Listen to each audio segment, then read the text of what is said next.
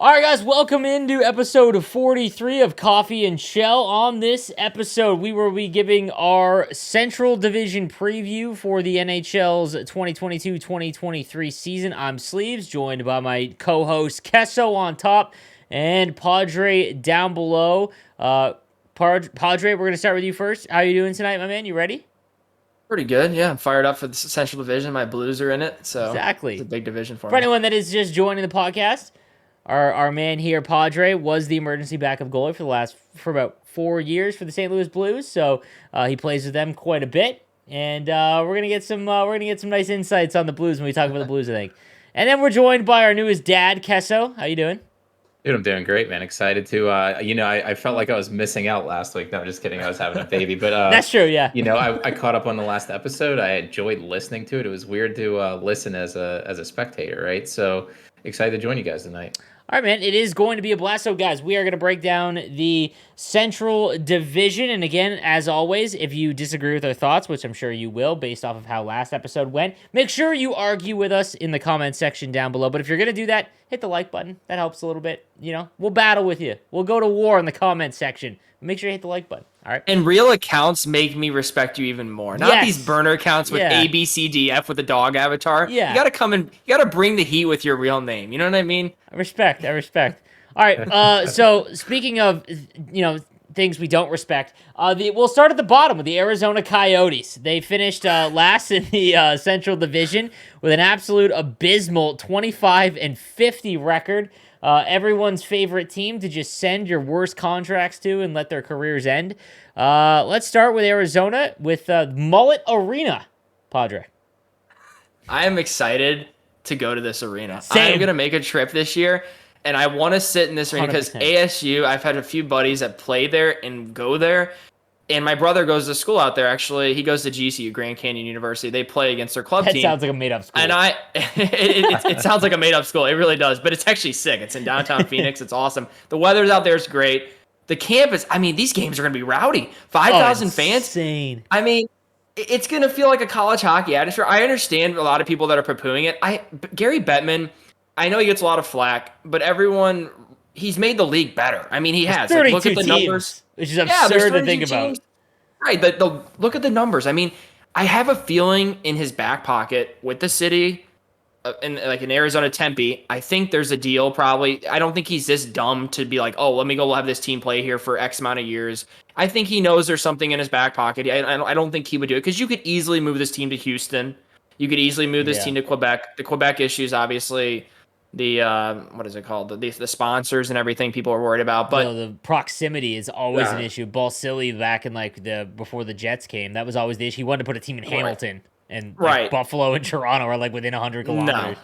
Right, and I think, like I said, the arena's gonna get a lot of people are gonna make fun of it a lot, but I think it's gonna be cool. That's just me. I try to look for the positives and stuff a lot, with the Coyotes because it's been so negative, but I think it'll be pretty cool. What do you think, Kesso? So that's the one thing I wanted to ask you. This is one of those things where I wonder, we know the team's not that good, right? We just know that right off the bat. But is that they have to have a chip on their shoulder, even extra, right? Is there any possible way they're going to reach into that just to perform way over expectations? Or is it just they're just a bad team? I don't know if 5,000 people, man. I don't know if it's a Vegas fans. thing. If they have the horses, even if they wanted to. I think the one crazy thing though. So, as an Ice Dogs fan, almost the exact same arena, and I can't even imagine seeing, Austin Matthews would be a bad one, because everyone's going to be he's going to be a Coyote soon anyways, but, if they're playing the Leafs, and you got to see Austin Matthews, in the Meridian Center, I'd be like, this is absurd, because there's no bad seat. You could, just see, he's right there. That's, every single spot in this arena is lower bowl. Which is take away the Coyotes because that team's not going to be very good, which we'll talk about in a second. But every other team that they're about to go up against, you can get to see the best players in the league, just right face to face, which I think is cool. So it's a once in a lifetime chance to see a game like this. 100% because it can't last more than 2 years, right? Great weather, college campus is right there. If you want to have a midlife crisis and go party with some people at ASU, guys our age, you know what I mean? But I think. I don't know. It's pretty bad when your arena issue is the biggest deal of the offseason, but Yeah, so let's get into the signings from the Arizona Coyotes because we're going to talk about this and our next team. these are the two teams, or this is one of the two teams, in my opinion, that are clearly trying to get Connor Bedard, or at least and honestly, the team that needs it the most. More like maybe Seattle's in there, maybe Buffalo's in there, but they've at least, they have some other stuff coming. Arizona, they signed Lawson Krause, which is cool for 4.3 milli, kind of a lot. I think that he's a good bottom six player, but that's really it that they brought in. Like, they haven't really added any. Nick Bustad too, but that's pretty much it, man. They had the Zach Cashin signing, right? Is that his first year? They traded. That's okay. That was at the draft too. That when I was in Montreal. They traded for Zach Kassian, and it was like another one of those. We'll take your bad contract. You give us a little bit. You give us some picks. Yeah. It's like, man, that's all they do. Like, it's at some point that has to end, right? I mean, at this stage that they're in, I don't think they mind it, because they know probably for at least 2 or 3 years that they're not going to be competing at any level. And like signing guys like Bukestad and Troy Stetcher, those are guys that are surefire guys that'll be gone at the deadline. Like Troy Stetcher was gone this year from Detroit, Detroit to LA at the deadline. So you're going to see those kind of guys. I think the one signing, besides like Krause, I think Krause is a lot like Nick Paul. A big body that can skate, maybe tuck a few. And Nick Paul, I mean, for a lot of people, they didn't even realize how good he was till this playoffs. And who would have thought the guy from the Senators was going to end Toronto's season? But, the one guy in Kesso, kind of tying in the video game a little bit here with me and you, because we loved Carl Vamelka last year, our boy in net, and they signed him last year at the end of the season. I actually love that signing.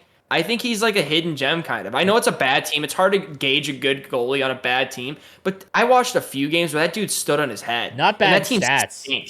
Not bad stats for being on an awful team. I understand he has an under 900 save percentage, but people need to understand, like, that team is so bad. And not having Clayton Keller, before Clayton Keller got hurt, he was having his career year. And obviously I'm a little partial to him. He's from St. Louis. But he's a stud too. Clayton Keller, he's one of the guys that they can build around still. I'm curious to see if him and Krause will even be there by the time that they're good. And my back pocket prediction, I'm still clinging on to hope that our boy Austin Matthews leaves the Toronto Maple Leafs and he signs there. And all the Leafs fans, I always love it. They always crap on Arizona. And what's so funny about it is now they're using the arena as an excuse.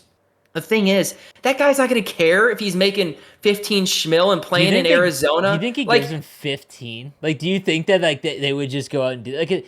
Let's talk about this before. Like, here's the problem with the Coyotes, in my opinion, is like they've been bad for quite some time, right? But their first round picks have just like not hit. Like Clayton Keller isn't bad, but Barrett Hayton was a reach at the time and has been awful, right? And I got really upset at the draft in my vlog. I actually had a moment of it. I got to meet Connor Geekie, and I really wanted him to fall to the Sharks at 11. And the Sharks, the Arizona traded up to get the Sharks pick and take Connor Geekie. He got hurt, I think, but he's their only draft pick, I believe, that has signed an entry level. He's massive. Maybe some skating questions there, but man, they just need their prospects to start. And like, this is the thing. This team needs Connor Bedard. Like, if they don't get him, they can't. I don't. Do you think that they could take Michkov? Because Michkov's not coming till 2025. I mean, they could. I also think that Logan Cooley pick. I mean, a lot of people were saying at the time, like, there was rumors, not like it was going to probably happen, but he could go number 1, because you know how the draft's so wacky right now, still with the COVID issues and all that stuff. But I mean, I don't know. I like I said, it's my one thing that I cling on to hope for. I just hope that we see Austin Matthews suit up in an Arizona Coyotes jersey. I think it'd be such a great story. Break the internet, bro. He grew up as a Danny Briere fan. He grew up as a Yotes fan. He loves it there. That's the thing that people don't get. They can crap on this team all they want. If they get their crap together, this franchise. I mean, who doesn't want to live in Arizona? The place is sick. The Sharks had that problem for decades, man. Doug Wilson kept having to say, like, we don't want people that want to live here. Like, that's what kept being the issue, is like guys would sign here, we'd make all these great trades and additions, and it's like, we're not getting full effort here, guys. Like, no state income tax. Yeah, it's gonna be big. But let's get your guys' predictions. How do we feel about the Arizona Coyotes? Where are they finishing in the division? I'm gonna go second to last. Oh my! Okay, I am making the bold prediction. I'm gonna go second to last because right now, they are tied, I believe, with the Blackhawks at the longest odds to win the division. They are, and usually Vegas knows they're onto close. something, but the odds are so large that it doesn't really matter once it gets to that. But I'm going to go second to last. I like that pick. Maybe it might seem bold, but you know what? It is a professional hockey team. Like, so that, You know what happens? A team travels to Arizona. They catch something the night before. Who knows what happens? And teams aren't bringing their A game, and they have like a 500 record at home. Maybe. That arena is going to be nuts. Even the broadcast is going to be absurd. Like, I can't even imagine it. The camera views with people standing up in the way. Yeah, like the concourse is literally in the way. Like, I don't get... let me ask you... Okay, so I'm going to go there last. I will say they'll finish dead last in the division. Have the number one odds for Connor Bedard and not win Connor Bedard. They will not get... Someone else will win the draft lottery. What about you? Because it's rigged. No, I'm just kidding. But, I think they're going to finish dead last in the NHL. Same. I think they're dead last in the NHL. I think they're going to trade Chychrun, too. I was about to ask you, what are the odds Chychrun's there? I've heard a lot of stuff with that. Dude, nice contract. Like very nice contract. Very good player. I don't know. He could get traded in camp, and he could get traded at the deadline. I think he's going to get traded this year, 100%. And once you trade him, you have literally nothing on your back end. Nothing. Shane Gostisbehere is like the next sexiest name available. He played half decent last year. And he did, yeah. Once his injury troubles in Philly, like, kind of ruined him, Oh, 100%. All right, so another abysmal season out in the desert. Moving on to the Chicago Blackhawks. Now, they had a rough year, PR-wise, just like in general. And it appears, and it's kind of necessary, they need to just tear it all down. And that is what they did. And at the draft, I got to say, in what was to be thought of as a weaker draft, and now obviously you don't know, right? Like, we're not scouts. You know more than we would, but like, we're not scouts, right? We just basically are armchair GMs. But from my understanding, like, it was a much weaker draft in terms of talent, and they seem to go all in on draft picks this year to try and, like, I think they had 3 first-round picks. They trade DeBrincat, which just seems so odd at the time. What a trade for Ottawa, by the way. We'll talk about that in the Atlantic Division preview. But what are your thoughts on Chicago and, end of an era? That's for sure. Thank God, because my goodness, they put us to bed a few times when I was sick in that of arena. Chicago as a Sharks fan as well, man. I hated the Blackhawks more than any team since my childhood, since I guess the Red Wings. I guess I hated them more, but as you're supposed to. Hockey was different back in the day. I mean, like when I was growing up, you hated Red Wings players like Kirk Mall being those dirty players, and now there's not really there's no dirty players like there used to be. I mean, there's a handful. It's just very few and far between.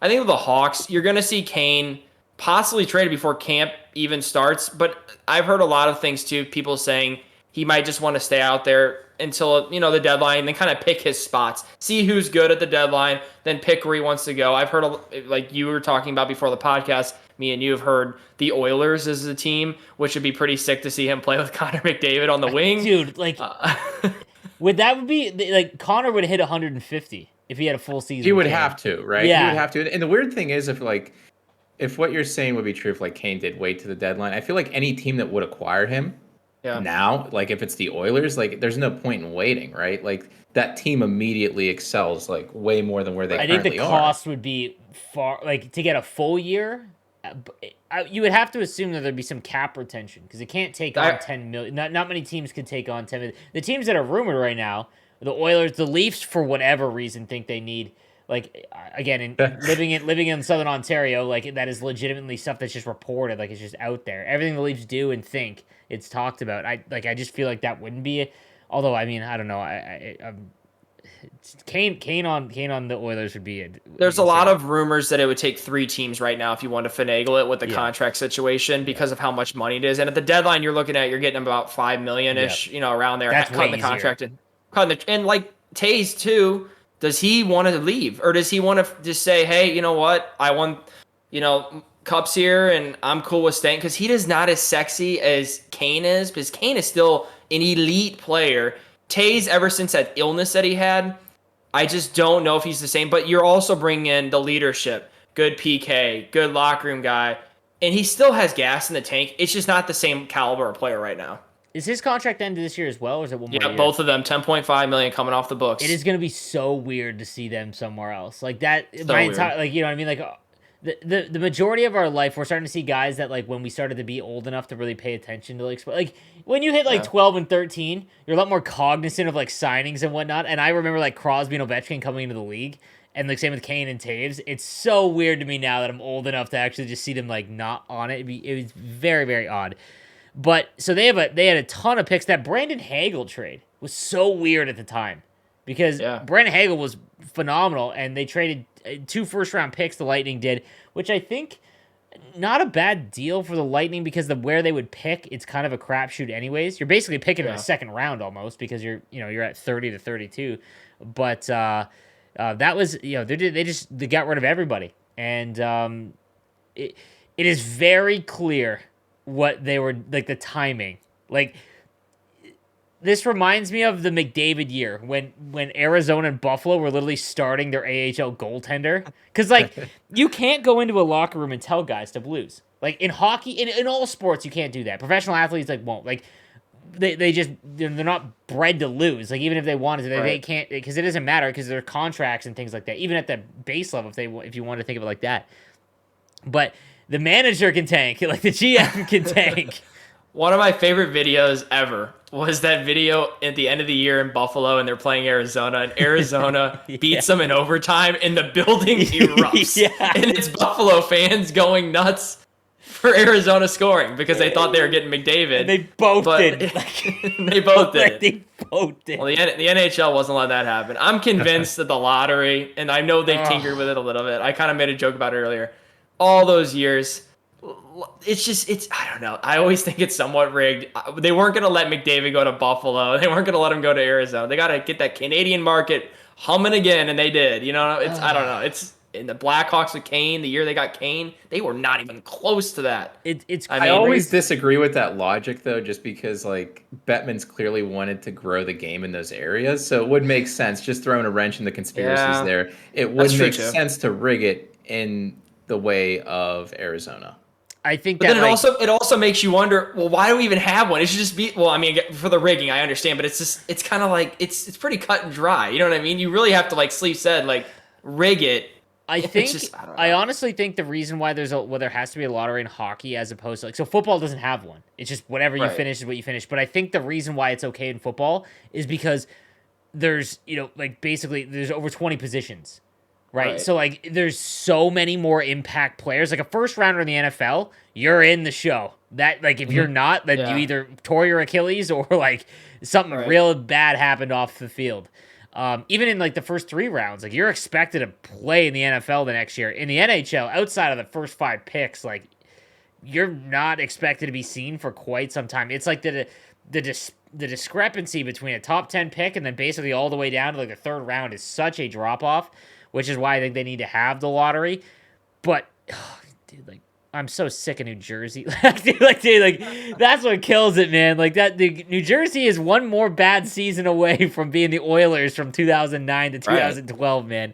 And it'll be curious because Chicago is clearly just trying to tank for Bedard, and I would really hate it again, we're supposed to, like, this is the thing that kills me. So we had a lot of comments from Kings fans because the Sharks episode, we did the Pacific Division preview. We're supposed to hate you guys. Like, what is the point of being a fan of a team if you're not supposed to hate the teams that do better? Like, that's your rival. Like, in Chicago, during the Sharks' best opportunities to win a cup, the Blackhawks always were there to, like, just, like, nope, like, not happening. And it's, and then obviously what happened with, like, the whole Kyle Beach stuff, like, this was a mess of an organization, like, and deserves to go through, like, a lot of suffering in the sense of, like, their on-ice product. And for sure. If they just get Bedard and, like, right off the rip, like, that's, man, give me Buffalo or Arizona, But, all right, so where we think we're finishing? Kessel, you think last? Yeah, I got them last, and I'm so excited to see their demise. I'm sorry. For some reason, I've hated the team for years. And you know what? Looking back, what led them here? Obviously, we have the Kane and Taves contracts, right? Like you have to pay those players that led you to be successful. But whenever those were signed, I think a reasonable hockey fan could have seen, like, for Taves, in my opinion, that was an overpayment years ago. You just knew that. And then they also had, like, Seabrook, those signing, like Duncan Keith, paying those guys that got them to where they are. Then they also benefited from the Marian Hossa contract. That was like one of the most, bro. And then long time IR. So like, he's allergic to hockey gear. Like, yeah, dude. I hope this team doesn't sniff the playoffs for 10 years. Yeah, especially all the other off-ice stuff that you mentioned. Like, I never want to see them. Yeah. I feel bad for Blackhawks fans because obviously you think otherwise, but just from an outsider perspective, you guys got 3 cups in 5 years. Enough. All right, you had it, right? Dude, I've been a Sharks fan for 20 years and I've seen 1 Stanley Cup final, right? So hold back. I think they'll finish second to last. Yeah. But I'm excited for Luke Richardson to get a head coaching job. I am excited. He's a good dude from everything I've seen. And he honestly excelled after Ducharme or whatever from the Canadiens went down in the Stanley Cup Finals a few years ago with COVID, if you remember that. A lot of the players for the Canadiens loved him. And I just feel like when you're going to be trading off probably Domi, Athanasiou, Colin Blackwell, Jack Johnson, you name it, at the deadline, they're just going to get worse and worse and worse as the year goes on. And let's be honest, Peter Mrazek's in their cage. Whew, I don't know about that one. That's that'll be wild. Do you imagine that's the one thing? Imagine Mrazek just goes back to Carolina form and just drags them to 4th place or 3rd place in the division because that's the one thing, dude. If you get a decent goaltender, James Reimer carried the Sharks last year, and that was awful. I don't want that. If you're a Blackhawks fan, right, you do not want decent goaltending. But I agree. I think 7th in the Western Conference or in the Central Division. And I would think second last. I think these are the 2 bottom teams in the league. And by a good margin on paper, even more than Montreal, which we'll talk about in a little bit. But all right, on to Winnipeg. Man, boring now. No offense to Jets fans. I think that it's just they had their years of being really good, and I think they've now run into the issue of no one, much like what you were talking about with Arizona, people want to live there. Unfortunately, no one wants to live in Winnipeg as a free agent, so you're always going to have a harder time. And then with how the pandemic was handled in Canada, it's even more difficult to get people to sign in Canada. And I think it's just it's really run its course there. You had Trouba who demanded to get out. Bufflin just pieced. And everyone got older. Buffalo went fishing. That's where he went. He's done. Blake Wheeler is 50 years old all of a sudden.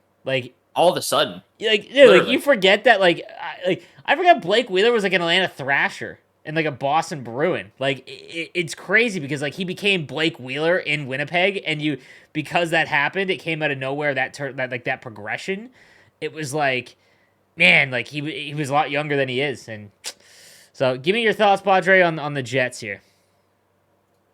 I'm gonna go a little bit different than you. I think with some of the injuries they had last year, I don't know. I have a feeling they might have a sneaky good year. I just feel like with some of the guys they still have kicking around there, and Dubois is going to be really out to prove himself this year. There's a lot of trade rumors with him swirling around.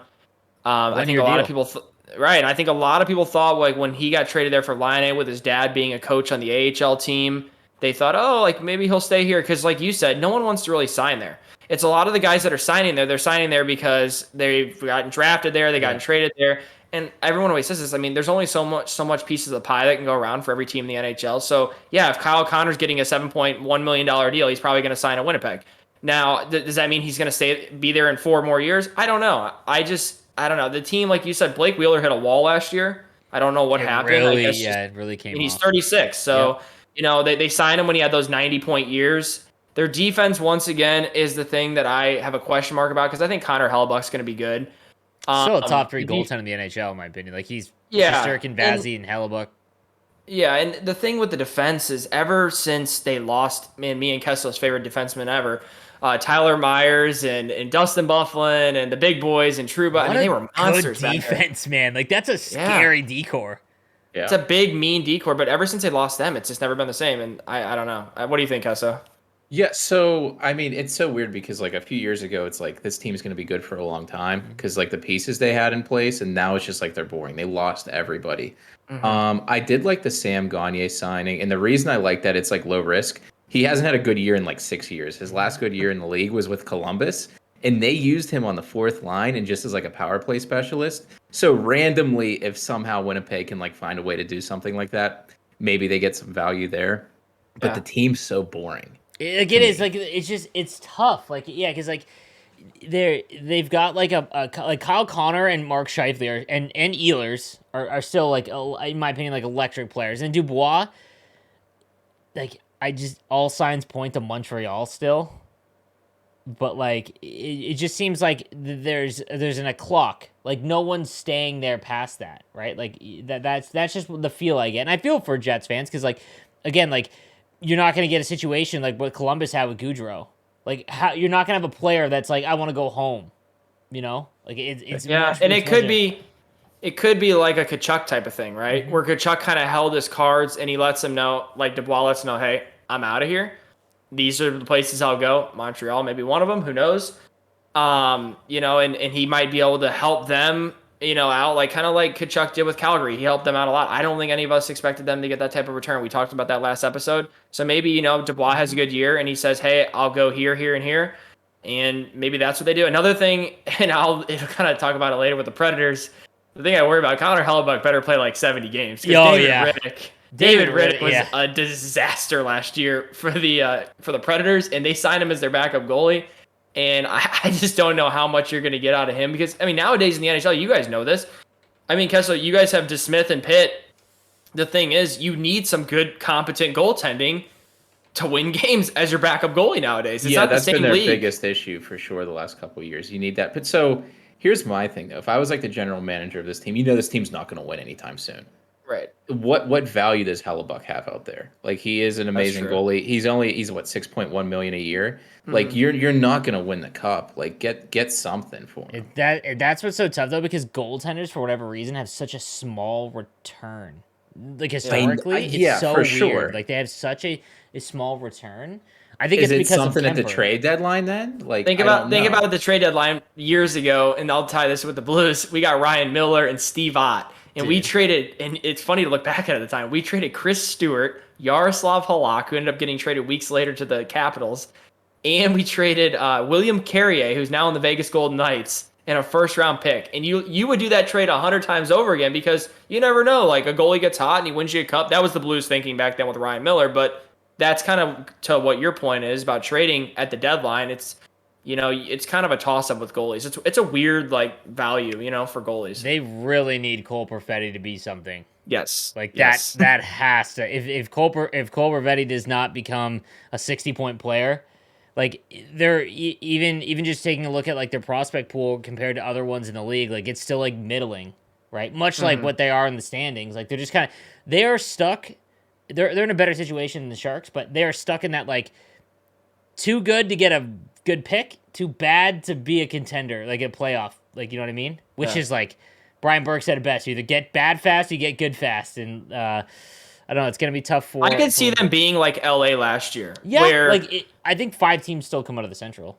Right, where you could see them all of a sudden be like, oh, well, they had a good year, and Jonathan Quick turned back the clock. I think Hellebuyck's way better than Jonathan Quick, but what I'm kind of saying is some guys, have a career years. I don't know. I mean, maybe I'm wrong. But where do you think they finish in the division?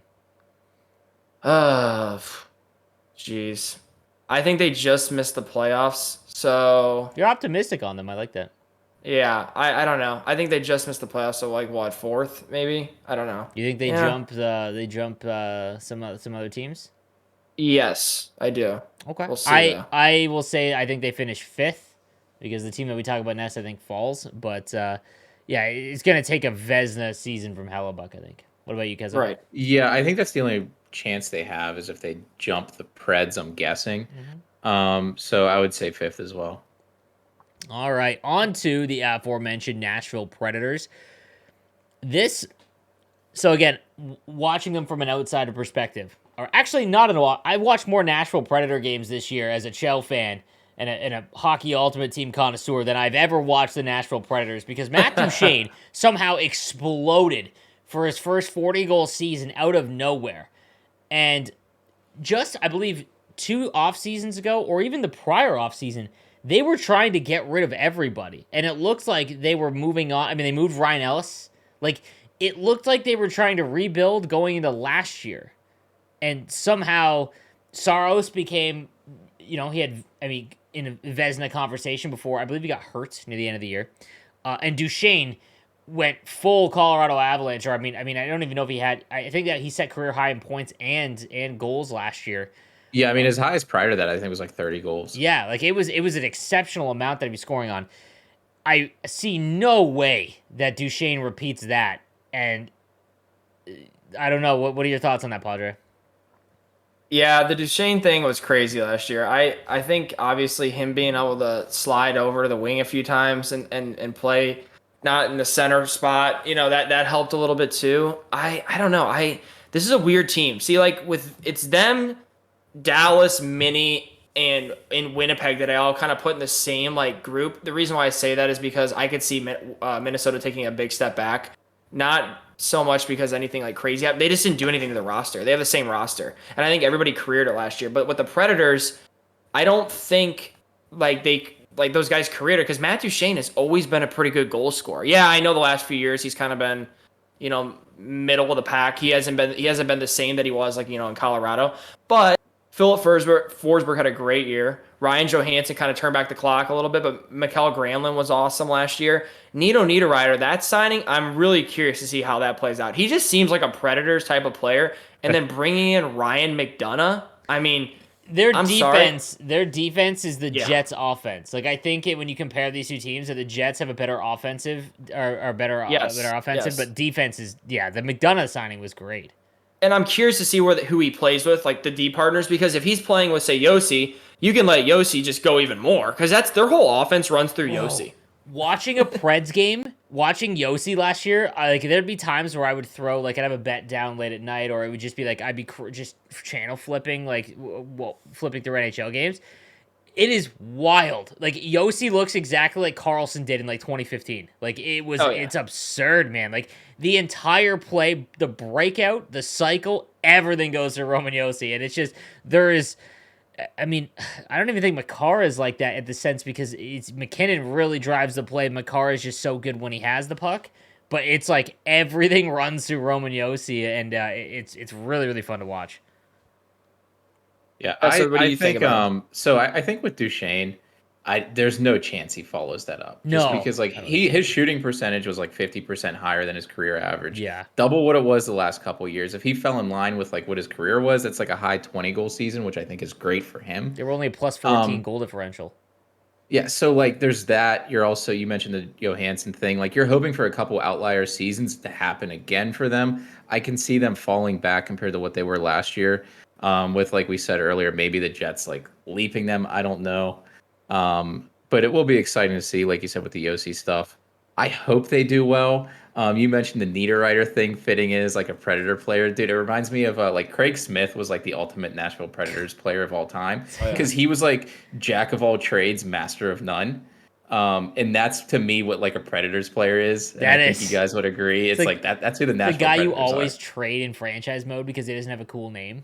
Like, no one is jacked up in GM mode to go and use Craig Smith. I love when the Predators are good. It's one of the best atmospheres in the NHL. And, like he kind of said, like, a lot of guys careering it. Like, Tanner Jeannot last year. That was one of my favorite players to watch last year. The way he played. Beast. He started the season leading, like, the Calder. Like, it was nuts that start of the season he had. Outside of him, though, like, and former Ice Dog Tomasino, there isn't really a lot of a prospect pool for them either. And again, they remind me now looking at their roster, it's exactly like Winnipeg, just Winnipeg with the offensive, I think a little bit more offensive than their D, but if Saros, he's a stud. Yeah, like the Pacific is still bad in my opinion. So like Nashville gets to play a lot of the Pacific, and that's why I think 5 teams in the Central make it again. Those two I think will battle it out though. So that's why I said like earlier for my prediction of Nashville, I'm not going to give predictions for these 4 teams because I just don't even know where, because they all have like almost elite goaltenders, right? That's true. So like with Minnesota, Fleury, I mean, who knows? The guy won the Vezina when he was 37. So, Dallas, Ottinger, he just had one of the greatest playoff series we've ever seen. Nashville, Saros is an absolute animal. And then you got Hellebuck and Winnipeg. I can see any of those teams from 3 to 6. Like, I don't know. And right now I'm going to say the Preds, I mean, I guess they could get in like a wild card spot is what I would think. Because I think Saros is just that good. And you saw last year, once Saros went down at the end of the year. Yeah. that's when they went. That's when they have no chance versus Colorado. You know what I mean? Dude, it was a waste of a week. What Daryl Sutter said. Dude, it's like whoever finishes 8th, that's just a waste of a week, and that's exactly what it was. I agree. I think the Stars. The Predators are just on the cusp. I think it'll be one of them or the Jets. All right, moving on to the Stars. Very, very odd team in the sense that their highest paid players are now just complete afterthoughts, but the ones right below it that still make quite a bit of money are like carrying the play, so you forget about how bad Tyler Seguin has been, because he is one of the worst contracts in the NHL, which I think a lot of people that aren't paying attention to the Dallas Stars maybe don't realize, but it has been a rough go for the Dallas Stars. Did you expect Sleeves as a Sharks fan, right? Mm-hmm. Joe Pavelski to have the year he did last year? I was thinking about this when we were coming up with our notes for this show. When they let Joe Pavelski go, it was to keep Evander Kane, and this is before all the nonsense, and it was right after their run to the conference finals against the Blues, and that was still the best Sharks team they've ever had. And I've watched Joe. He is not a very good skater, and he does not have an electric shot. He lives for just tipping pucks, and he's the second best player in the entire world at it behind Crosby. And Brent Burns is the best defenseman in the entire NHL at finding a wrist shot that can get through everyone. And I was so convinced that Pavelski was just sort of made from Brent Burns all those years. There was times where you would see the puck just go to Burns, wrist shot right in the middle with Pavelski with a stick on the ice in the middle of the slot. It would go into the corner, and they would literally do the same play again. Like, that is legitimately a large portion of their offense was. And that was not the case at all. He is an incredible player. That choosing Kane over Pavelski shut their window. Like, they might have made the playoffs over the last 2 years if they had made the opposite, but I understand it because he's so old. But man, he has really excelled as a star for sure, and that's what he's a great he's a Thomas Holmstrom. Yes, he's better, but he's way better. Yeah, but he's you know what I mean. It's crazy. He just I don't know. I don't get it. That's why I'm worried. Is like I don't think Ben and Seguin are all going to suddenly turn the clock back and have a great year. Sagan's had terrible injuries recently to his like lower body, so I think that's part of the reason why he's been a mess. But the young guys that are driving the bus now, the Jason Robertsons, the Rupe Hintz, is Gurianov going to be different under DeBoer than he was under Bonus? Mason Marchment was unreal last year too. Like I just don't know. The thing is, I just don't know if those other guys like Pavelski. I mean, he was a point per game player last year. I couldn't believe it either. I just don't know if those guys are going to be able to contribute because they struggled scoring goals last year. Sagan had 49 points last year in 81 games. Right. Like that. Like if the Stars want to make the playoffs, like that's the problem is that they have like a stud on defense. Like Heiskanen looks like the making of in the same career path as what Hedman did, because the Hedman's first few years he didn't have the offense to really become like and I think that it kind of went the other way for Heiskanen where his offense a little bit more. But I could definitely see him become like a perennial Norris defender. He's been so good. But yeah, Seguin and Jamie Benn, if they don't get back to like at least 60 point form, they're making 20 mil. It's the Taves and Kane situation, only they don't have Kane's putting up 80 points. So awfully tough. The Jake Ottinger signing though, that's a solid deal. Amazing. Was it for 3 years for you? Yeah. 3 years for $4 million each, and he almost eliminated the Calgary Flames by himself last year. That was absurd.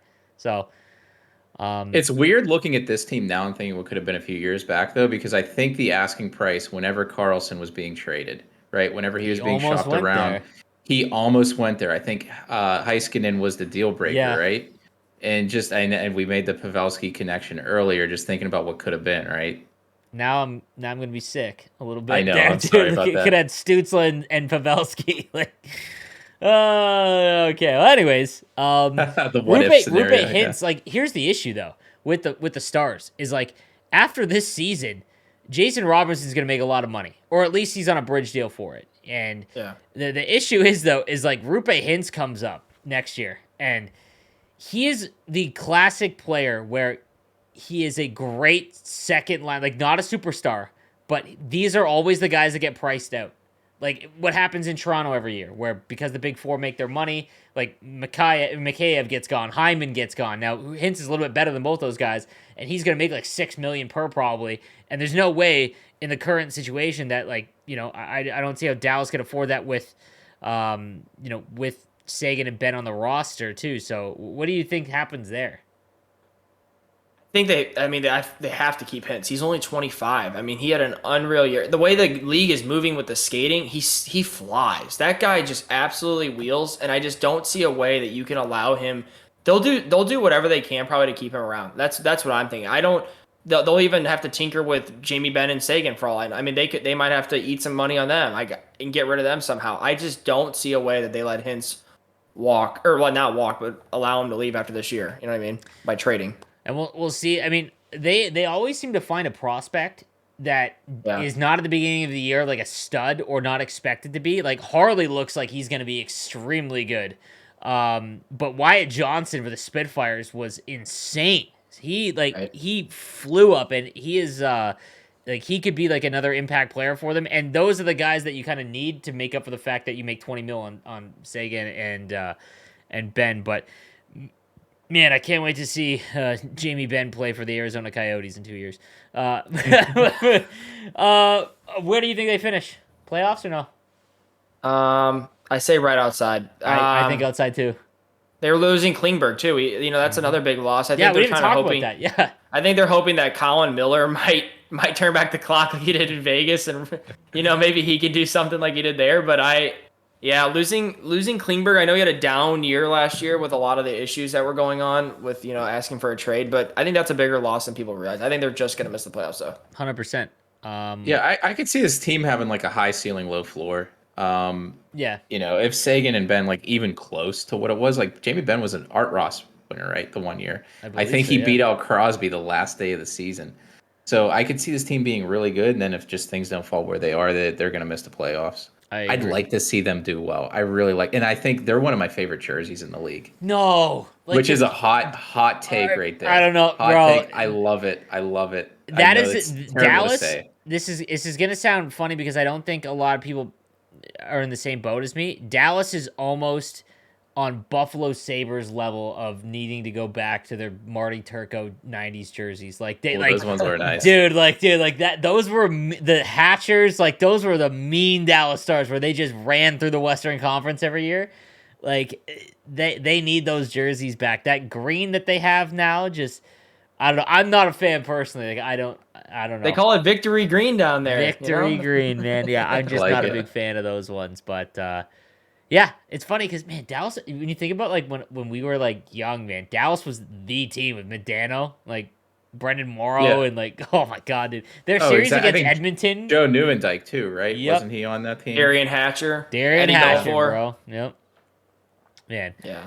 Those were great teams. Those were the days. Those were great, man. That's my golden era of hockey right there. I agree. I think that, dude, I'm not gonna lie. For anyone that's born right around 1990, you got to witness the end of the greatest era or one of the most exciting eras of hockey, and then into the next era. Because after the lockout, man, do you remember everyone had 100 points?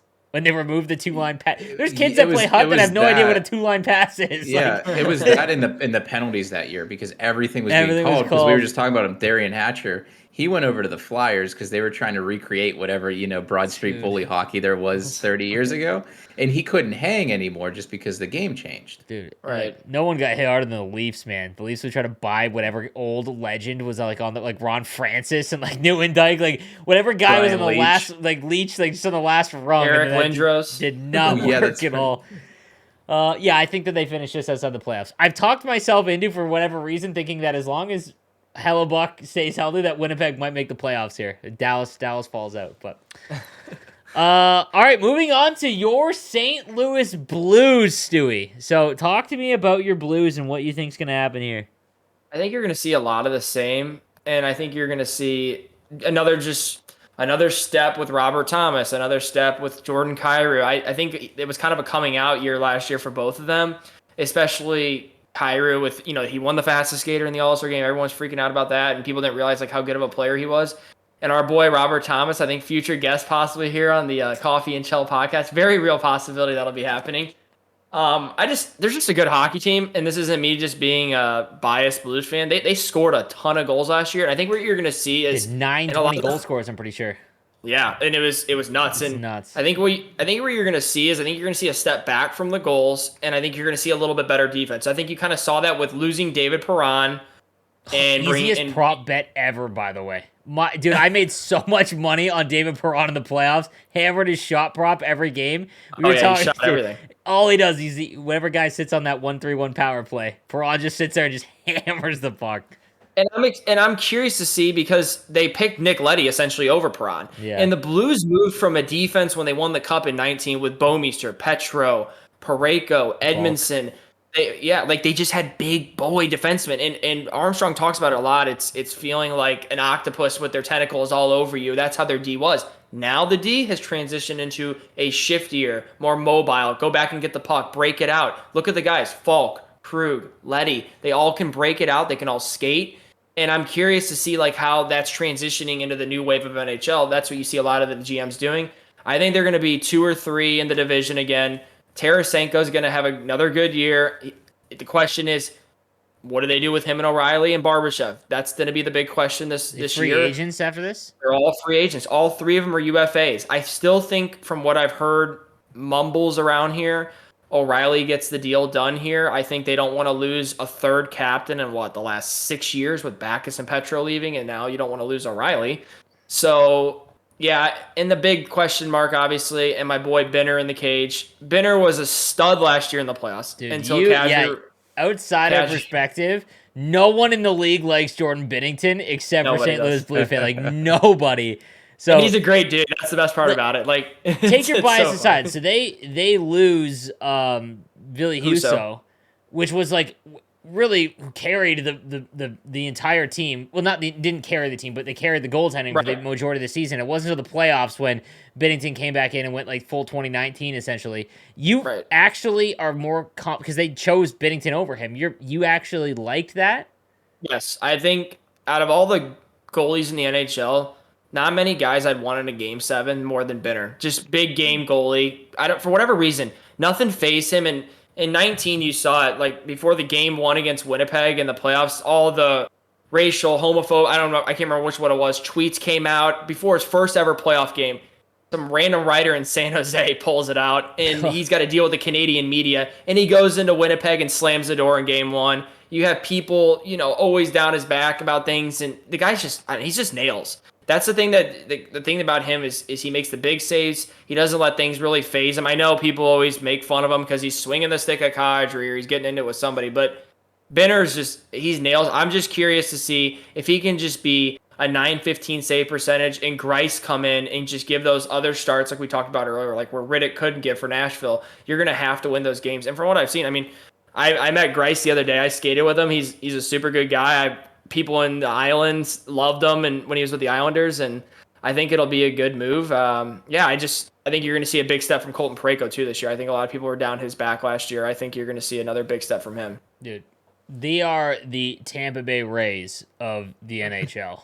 That is what they Tarasenko was your one superstar. Petro too, but it's tougher for a defenseman just to be the end all be all because you really have to be Makar or Carlson to carry a team. Yeah. And Tarasenko had his few years where he was one of the league's elite, and it's just, dude, 9 guys scoring 20 goals is absurd. I think the Sharks had 3. It's just that is relentless scoring. So they win by committee, kind of like Kesso with your Penguins when they wouldn't have Crosby or Malkin around, right? Yeah, and all of a sudden everyone's got to pull the rope. You've seen it for years. Oh yeah, for sure. Every single time, Crosby needs a new winger, it's Roy Donk, right? It's it's somebody from the AHL. yeah, and dude, and they've always been one of the best teams. The thing I like about the Blues, and then Padre, you can tell me, it seemed like Nick Leddy played really well whenever they acquired him last year. And he was a guy that was there was a few years with the Islanders where it's he was awful. He was a minus 40 something the one year. I don't count the year on the Red Wings just because they were a dumpster fire last year. So I'm glad to see him finally utilized to what his strengths are, and hopefully he can continue there. But you're the expert on the Blues. I think you summarized everything, right? Yeah, I think the Blues just have a really well-built system that they have where they can plug and play. You know what I mean? A lot of guys can just come in, and you saw Nathan Walker last year, a career AHLer, and he came in and he was humming, and he looked like an NHL regular with the Blues. It's one of those things where the system that they've built here is very interchangeable, where guys can just come in and produce and not feel like, they have to carry the mail, but they can still come in and have a big impact. So, but I think they'll finish 2 or 3. I don't know which one, but yeah. Tarasenko's definitely gone. I thought he would have been gone 2 years ago. I have no clue. It is one of the weirdest things. Like the city, the guy can literally say, I want to leave. And most people could do that here, and they'd be like, screw him. Yeah. For whatever reason, the guy can touch goal. Like, he can't do anything wrong here. And he's got his family loves it here. He likes it here. But there's people that say he's never asked for a trade. There's people that say he has. I don't even know. And I have as much inside info as I could possibly get, and I have no freaking clue. What's it like trying to play goalie against Tarasenko? It's the hardest shot to save out of any of the players. Him and Johnny Gaudreau I got to skate with the Flames one time. They are the 2 weirdest people I've ever seen shoot the puck. Vladdy shoots the puck like he pushes it, and Gaudreau shoots it like it looks like it's gonna be a muffin, and it just perfect every time. I'm like, all right, I don't even know what to do. It's crazy. What do you think Kyrou gets his extension? That's gonna be a lot. It's gonna be more than Thomas, no? That's the thing. I hear they're really pushing hard right now to get him under a Thomas type of deal. I hear they're really pushing it hard. The problem is, I think Kyrou's kind of one of those. He wants to roll the dice and see if he can even have a bigger year this year, so he can make even more. I'll say this: as a Sharks fan, there's a few players that you get to watch that never get the spotlight. Like I mentioned Connor Garland last episode. Like Kyrou for the last 2 years, every time he played against the Sharks, I was like, God, he's just so good. Second round pick. It's brutal. That's the one thing I was gonna mention. Any of the prospects that the Blues have, Jake Neighbors and Snugger just got, and Bolduc basically, are they going to become anything? Neighbors is the best shot, I feel. Neighbors, I think, is going to make the team. But I don't know, they always bring in these random dudes on PTOs, like Scotty Upshaw years ago, and he'll make the team, and they just brought in Tyler Pitlick. It wouldn't even surprise me if he makes the team. That's the thing about the Blues bottom 6. It's going to be very competitive. You got Klim Kostin. He was a former first rounder. He's kind of never, developed into that Logan Brown, former first rounder from St. Louis. It's just they have a bunch of guys in the bottom 6, and I'm curious to see how that shakes out. Kessler, what do you think they're going to finish? Yeah, I got them second or third for sure. I'm really unsure about the Wild. I know they're expected to get second, but I have them second or third. I think St. Louis finishes second. I think we'll talk about Minnesota in a second, but I think it finished second pretty easily too. I think that they're clearly. I want to say clearly, man. Binnington. They're just a good hockey team. Outside perspective, man. Binnington scares me as a full regular season. Playoff is one thing, but a full 82 games, man. He has had. I think he's going to be fired up this year because of what happened last postseason. That's probably. He was. I'm telling you right now, this is a hot take, and this is me being a Blueser. That's what I call Blues fans that are Blueser, dude. Okay. Bluesers. That's what I call them, Bluesers. So I think we were gonna beat Colorado with him. I'm not even kidding. He was that good. That is I was at the game. I was at that game when they were winning, and when he got hit, the life went out of the building, and that I was like, that series was bad. Over. I remember that. That was oh my God. I'm don't get me wrong. Colorado was awesome. I understand they're the sexiest team. Makar can walk the line. We'll talk about him in a minute, but I'm just saying right now, those were the 2 best teams I thought last year in the West. I really believe that. And that wasn't because, like I said, I haven't been around the Blues much the last 2 years because of COVID. And I was more around them in 19 than anything. But I really believe that. That was a great series. I think I remember watching it like that. That did definitely suck the life out of that one. So moving on to the Minnesota Wild. They finished second, 113 points. Incredible season. And I'm not going to lie, another team that it's fun when they do well. However, they are about to enter their 3-year dead zone where this year I believe it's 12.5. The 2 years after it's 14 million in dead cap. We don't have access to ESPN stats and info, but I would be willing to bet that there has never been a team winning a cup that has over 10 million in dead cap that you just can't use. So let's talk about Minnesota, Padre. Yeah. I guess I just had to get rid of Suter and Parise. It was that bad. According to the Ryan Suter thing, and I never knew this was this big of a deal until I until they pretty much got bought out. But I guess he was just a terrible cancer in the room. They needed to change that, like, the vibes around the team, and they had to get rid of him. I guess they could not keep him around. So that was, now they're going to have to pay for it because they kind of have to win right now. Being able to get Fleury, though, at $3.5 million, I mean, he's still a good goalie. And I think what they're really going to be banking on here is Boldy, and I think Marco Rossi's going to make the team. I think they have to bank on those two, kind of stepping up. I mean, is Ryan Hartman really going to have that good of a year again? I think that was a lot of it because of Zuccarello and Kaprizov. You know what I mean? Kaprizov's one of the most fun players to watch, because I don't know if you got to see him a lot last year, but he's one of the most fun players. Sure. The thing I'm so confused about this team, and maybe you guys can fill me in, they are like plus 400 to win the division. Mm-hmm. Next closest to them, right, is like plus 1,000. I don't see it whenever I look at the team. I don't. Like, you're hoping, and you never know what Fleury you're going to get. Are you going to get the Vezina winning Fleury, or are you going to get, like, 9-10 save percentage Fleury, right? So I don't see it. I mean, obviously the lowest they'll finish, like, at worst case scenario, is like 3rd to 4th. Yeah. I don't see the team as good as, like, what people are betting. I think that Eriksson X jumped last year. He became like a legitimate, like, top 6 player on a pretty decent deal too at 5.25. I think Kaprizov really carries a lot. I don't know if there's. I mean, even when Gaborik was a Minnesota Wild, this is like when I was a teenager, but yeah, there has never been a Minnesota Wild. Like, watching Kaprizov with the puck, it's not McDavid level, but like every time that you're, as a fan of your team, you're watching your team and Kaprizov has the puck in the offensive zone, it's like you get that, like, oh, this is not good. Like, it's that level, and I don't know. I think the roster is still very good. I think their defense is kind of underrated. Like, I think they have a pretty strong defense. I know Jake Middleton, for example, he was traded from the Sharks last year. Really, really hard-hitting defenseman. And I think that Spurgeon, Brodin, Dumba, even Goligoski, I guess, kind of in the... Man, I can't believe he's still kicking around. Goligoski, I remember when he was... I can't believe it. Yeah, he's a Penguin. Yeah. Like, I just can't believe it. I remember the days of Goligoski being a stud on the Penguins. I don't know. I just feel like a lot of guys careered it last year. I really do. Freddie Gaudreau and even Greenway and Foligno. It's just like, there's so many guys. I don't know. I just don't see it as much this year. The thing, like you said, is Kaprizov. He is so good, and you better enjoy these next 4 years, Minnesota Wild fans, because he's going to be pulling Panarin on you, I think, in a few years and heading somewhere that he'd like to play rather than the very cold north. Yeah, I can't picture him staying there the rest of his career. I don't know. Maybe I'm wrong. Man, it'll be tough too, because once that contract's up, they have all the money. So, like, he's probably going to get 12 or something. Like, he's also older. Like, he's not like a rookie. Yeah, he came over later. Yeah, he did the Panarin, right? So, I like it when Minnesota's good. I think it's one of the U.S. hockey markets that, like, deserves to have a good team because their fans are... Like Buffalo. Yeah, like, their fans show up no matter what, essentially. Not Buffalo this year, but I mean, they had 2 decades of this nonsense. But so I give, as someone who lives in Southern, and not to mention the border issues in Buffalo. We'll talk about that in the Atlantic, but like that really caused some issues in Buffalo. But yeah, I think Padre mentioned it. Like, yeah, like the career years have definitely propped them up here.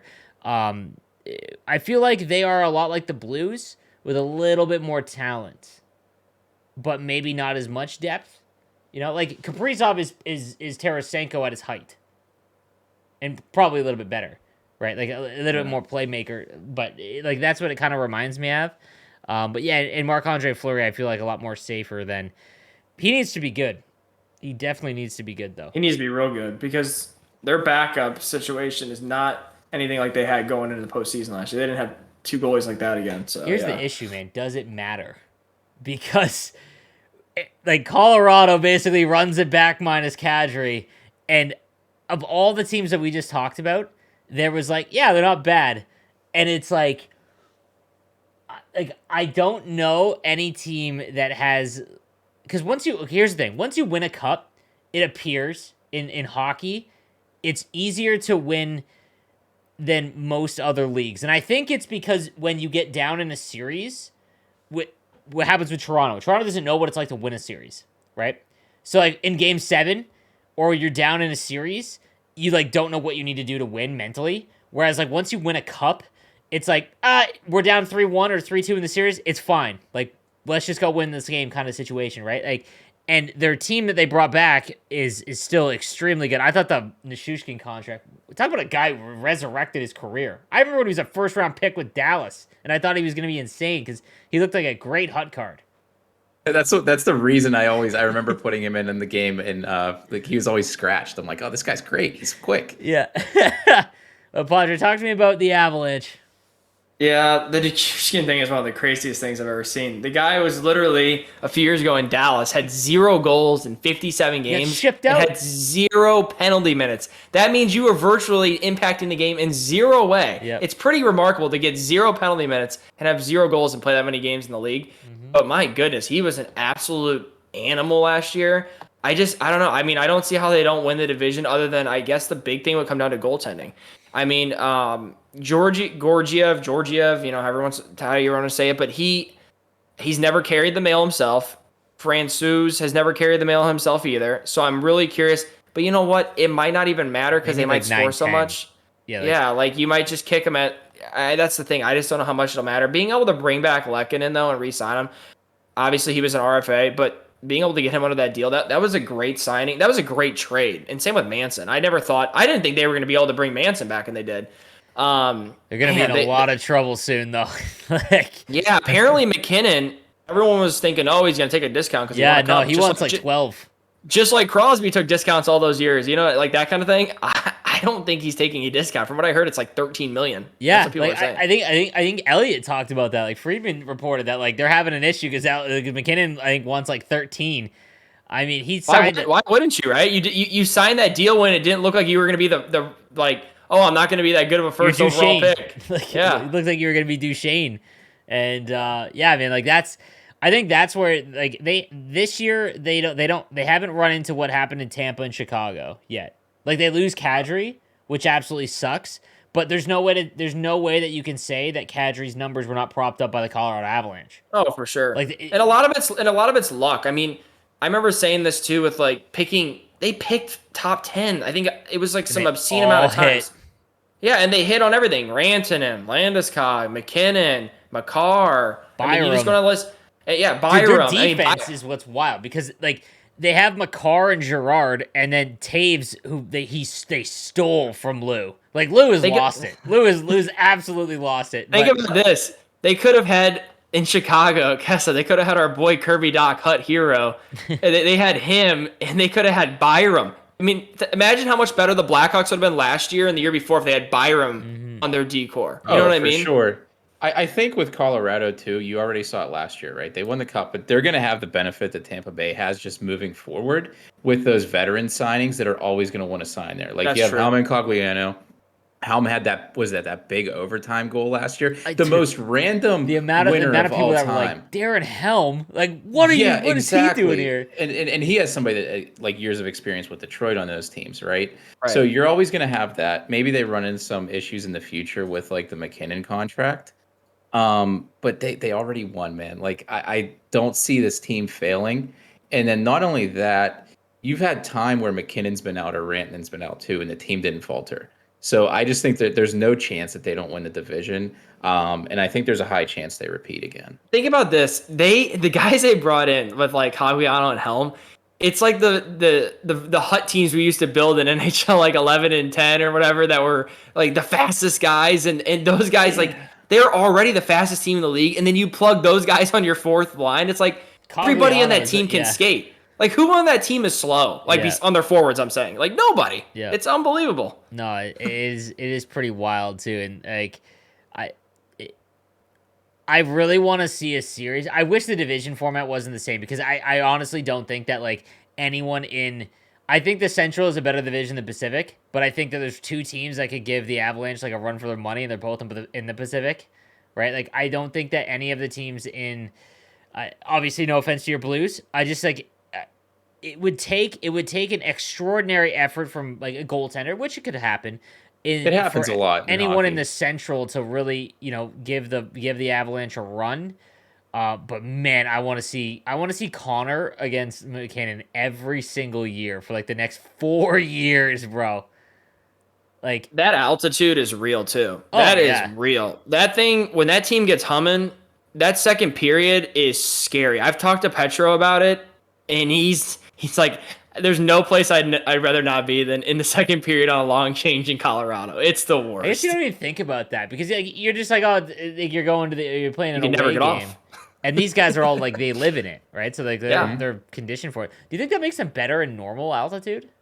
They say it doesn't do much. Like when you go from like that to they don't say it on. Yeah, that's what the guys say, but I don't know. I mean, I've watched the Blues get absolutely throttled there for years in the second period. I made like tweets about it this year before the playoffs, and they got some traction from some of the writers around the Blues because after the games 1 and 2 in Colorado, they're like, okay, maybe like there is something there, and they started pulling up the stats, and we've been hammered there in the second period the last few years. It's just I don't know. Once you get McKinnon galloping through the neutral zone and It's game over. Wild, those guys are nuts. But yeah, like I'm glad that you mentioned that. Like they were bad for a while. Like it's not like Colorado came out of nowhere. Like they were bad for a while, but I wish people would act like it was a miracle them winning the cup. It's like, dude, they picked like that's the thing that Kesso, for example, as a Penguins fan, and me as a Blues fan, we haven't won the cups that the Penguins have. But when you're picking in like the 20 seconds to 30, well, it used to be 31, but 32. You know what I mean?